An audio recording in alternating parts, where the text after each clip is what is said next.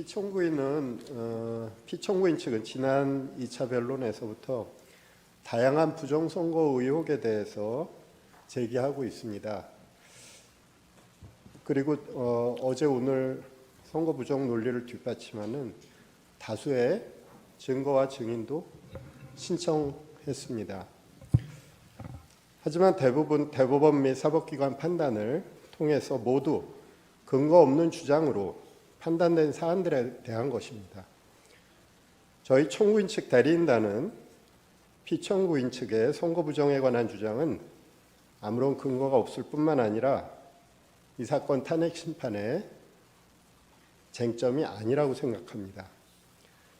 가사 선거 부정이 있다고 해도 피청구인이 비상계엄을 선포한 것, 병력을 동원해서 국회에 침입한 것 등 이 사건 소추 사유를 전혀 정당화시킬 수 없습니다. 선거 부정의 사유는 피청구인 스스로 발표한 계엄 선포 사유에도 등장하지 않았습니다.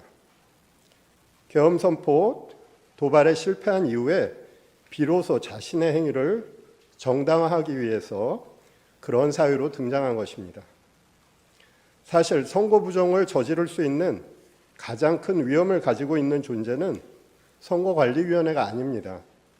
그보다 더욱 큰 힘을 가지고 있는 기관, 행정부이며 국가정보기관이며 이들을 지휘하는 대통령입니다.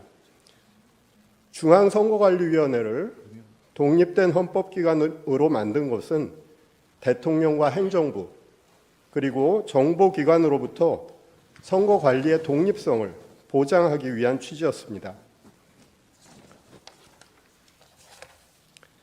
지금의 상황은 오히려 선거 부정의 위험이 더욱 더 큰 기관이 선거 부정을 막고 방어하는 기관에게 선거 부정을 저질렀다고 비난하는 형국입니다.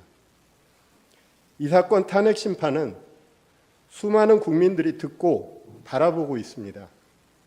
그래서 피청구인 측의 기이한 부정선거 주장을 그대로 방치하기는 어렵습니다. 국민들에게 미치는 해로운 영향 때문입니다. 선거 공정성은 우리 민주주의의 생명이며 핵심입니다. 그것을 함부로 쓰레기통 속에 구겨 넣는 주장을 방치한다면 우리 민주주의도 어느 순간 같은 운명에 처할 수밖에 없습니다. 우리 대한민국의 민주주의 헌정 질서를 보호할 필요가 있는 것입니다. 사람이 가득 찬 극장 안에서 불이야라고 소리치면 수많은 사람을 해칠 수 있습니다. 현재 대한민국의 국가적 혼란 속에서 선거 부정의 음모론은 우리 공동체 자체를 파괴할 수 있습니다. 최근 서울 서부지방법원에서 발생한 폭도들의 만행은 이와 유사한 무책임한 주장들이 초래한 결과라고 할 것입니다. 존경하는 재판장님, 재판관님, 선거 부정론은 사법부와 검찰의 판단까지도 믿지 못하며 객관성이 없는 무리한 의혹을 제기하는 집단의 일방적 주장입니다. 이 사건 탄핵 심판의 쟁점이 아닐 뿐만 아니라 탄핵 심판 이후 오랫동안 대한민국 민주주의를 해칠 수 있는 무책임한 주장입니다. 더 이상 선거 부정의 의혹 제기 그리고 그와 관련한 증거 신청은 적절하게 제한해 주실 것을 요청드립니다. 이상입니다.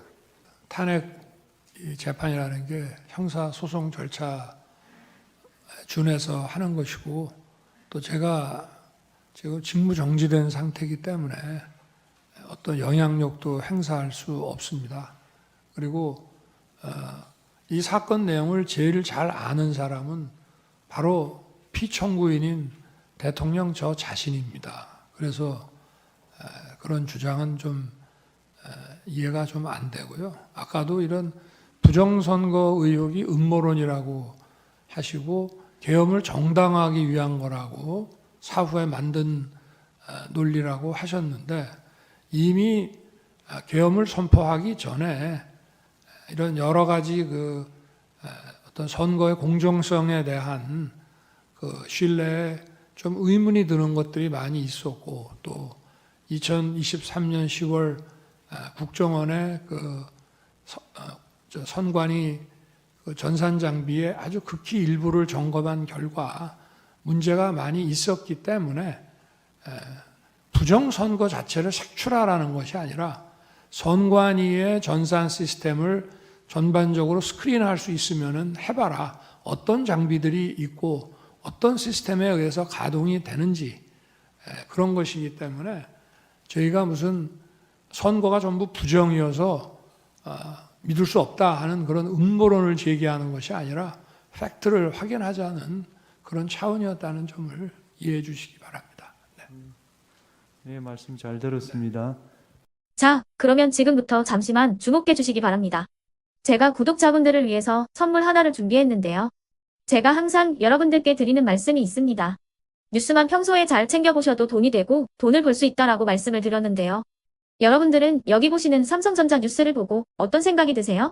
아니면 정치인들의 뉴스, 날씨 뉴스를 보고는 어떤 생각이 드시나요? 그냥 뉴스만 보고 끝내는지 아니면 이 뉴스를 어떻게 이용할 수 있는지 이 부분을 고민하고 계시는지를 되물어보고 싶습니다. 그 이유가 뭐냐 하면 제가 지난번에 여러분들께 뭐라고 말씀을 드렸었죠? 지금은 반도체 섹터를 눈여겨보셔야 한다고 말씀드렸습니다. 그리고 나서 이런 썸네일들 뉴스를 통해서 많이 보셨을 겁니다. 반도체 내용이 이슈가 됐을 때 부자들은 어떻게 생각한다? 반도체 관련주들은 뭐가 있는지, 어떤 종목이 가장 좋은지, 어디에 투자해야 돈이 몰리는지 자연스럽게 생각한다고 제가 말씀을 드렸죠. 그 이유가 뭐냐 하면 부자들이 봤을 때는 이슈가 곧 돈으로 이어지고 그 이슈가 나에게 돈을 벌어준다는 경험적 확신이 있기 때문에 부자들은 항상 이런 사회적 이슈를 관심 있게 챙겨본다고 제가 말씀을 드렸습니다. 이번에도 마찬가지인데요. 제가 지난번에 시청자분들과 함께하는 주식으로 수익 내기 이벤트를 진행했었죠. 당연히 100% 무료로 진행을 했었고요. 여기 보시면 아시겠지만 제가 지난번에도 구독이라고 보내주신 모든 시청자분들께 반도체 관련주 중에 가장 크게 급등할 딱 한 종목, 많은 종목도 아니라 한미반도체 한 종목을 여러분들께 추천드렸어요.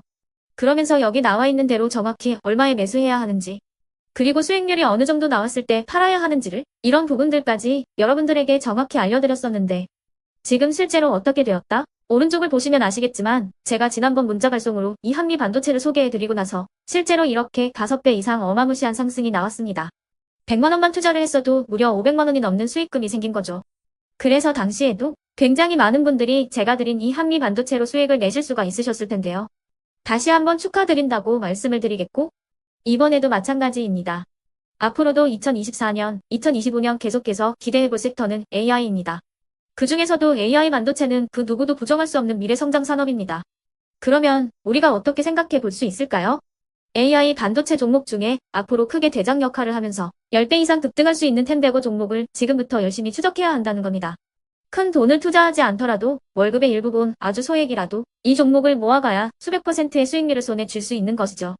지금 여러분이 보고 계시는 이 유튜브 또한 AI 반도체와 아주 밀접한 연관이 있고 반도체야말로 대한민국의 핵심 산업으로 앞으로 더더욱 시장은 성장할 수밖에 없습니다. 그렇기 때문에 제가 이번에도 뭘 보내드리고 있냐면 지난번과 똑같이 구독이라는 문자를 보내주시면 제가 AI 반도체 관련주 중에 앞으로 대장주 역할을 하면서 주가가 가장 크게 급등할 한 종목을 여러분들께 문자 발송으로 종목명과 사고 파는 시점을 모두 알려드릴 건데요. 그 문자를 받고 여러분들이 주식으로 돈 버는 연습을 한번 해보셨으면 좋겠고요. 혹시라도 나는 주식을 하지 않는다 하시는 분들은 주변에 주식하시는 지인분들에게 말씀을 해주셔도 되고요. 아니면 연세가 있으셔서 투자가 어렵다 하시는 분들은 이 종목을 자녀분들에게 한번 사봐라. 이걸로 한번 수익을 내봐라. 이렇게 조언을 해주실 수도 있는 거겠죠. 그래서 지금 이 영상을 보시는 시청자분들 중에 나도 이번 종목이 좀 궁금하다 하시는 분들은요. 누구나 상관없이 그리고 어느 시간대나 상관없이 부담없이 010-2514-5930번으로 구독이라는 문자 보내주시면 제가 이번에도 똑같이 무료 추천 급등주 문자를 보내드리겠습니다. 이해되시겠죠? 제 번호 010-2514-5930번으로 구독이라는 문자 보내주시면 여러분들이 직접 이슈를 통해서 돈 버는 연습을 해보실 수가 있는 거고 제가 돈을 받는 것도 아니고 투자를 대신해 드리는 것도 아니기 때문에 부담 없이 신청해 주시면 되는 겁니다. 그리고 수익이 나면 저는 다른 것은 하나도 바라지 않습니다.